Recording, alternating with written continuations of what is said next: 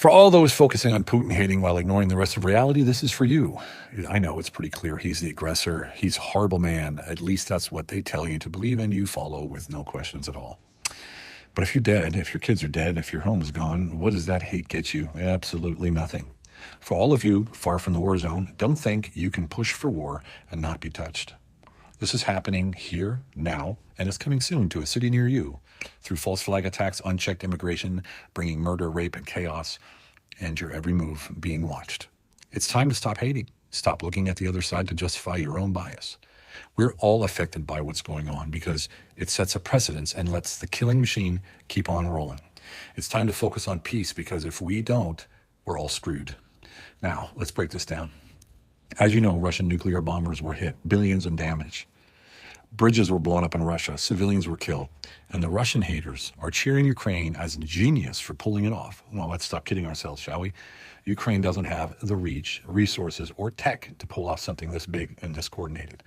This is intelligence agencies, plain and simple. Reports point to operations based out of Wiesbaden, Germany, Lisbon, Portugal, and beyond.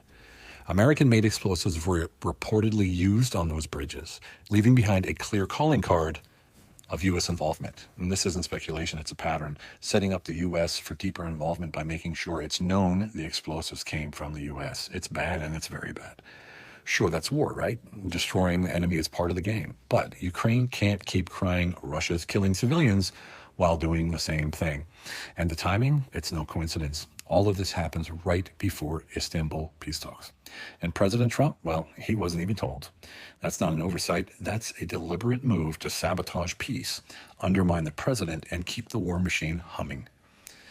And look at Putin. He's been unusually calm.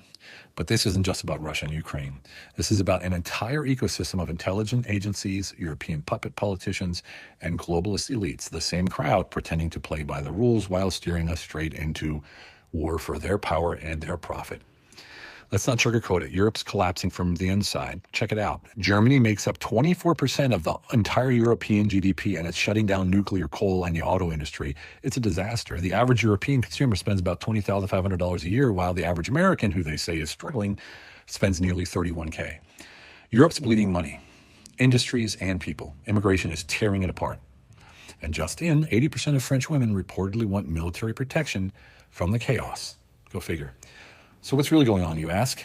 It's classic destabilization. Wreck Europe from the inside, use Eastern Europe as cannon fodder, and once the dust settles, scoop up the minerals, the resources, and the territory. This isn't about peace or freedom for Ukraine. Wake up. This is about survival for a collapsing European system, and the globalist elites are cashing in big time. And while Trump talks peace and pulling NATO back, the warmongers like Lindsey Graham, the intelligence agencies, the WEF crowd are lighting matches to blow it all up right in front of us, and they're not even trying to hide it. But here's a reality you probably don't know. Russia's been drilling for nuclear deployment for years. They've got a clear plan. America doesn't. Why? Because the Democrats spent the last years trying to crush Trump instead of focusing on real defense. They turned the military into a woke circus while Russia drilled for nuclear war. Every war game simulation between the U.S. and Russia, guess what? America loses. This isn't just about some proxy war either. It's about setting the stage for full-scale conflict. And don't think Eastern Europe, the Middle East, and Ukraine won't be used as a testing ground to figure all this out. Russia's being hit to escalate. Civilians are being killed to escalate. And the people trying to broker peace are being sabotaged by the very agencies and elites who are supposed to be supporting them. If that's not an existential threat to the world, I don't know what is. Trump needs to act now, in my opinion. He's the one standing between us and this disaster. But at this moment, he looks like he's been played, made to look powerless, and that can't stand. Putin doesn't look good either, undermined from within. This isn't just a turning point for war. It's a turning point for the power of POTUS. Trump needs to see the truth, cut through the lies his advisors are feeding him, and make a decisive move. Because without him holding this back, we're done. The floodgates will open, and this war will drag everyone under, including you. Yeah, you, watching this right now, fuming with hate because your world picture is being torn apart. Stop the hate and search for commonalities with each other. We, the people, have the real power if we just stop hating on each other. It's that simple.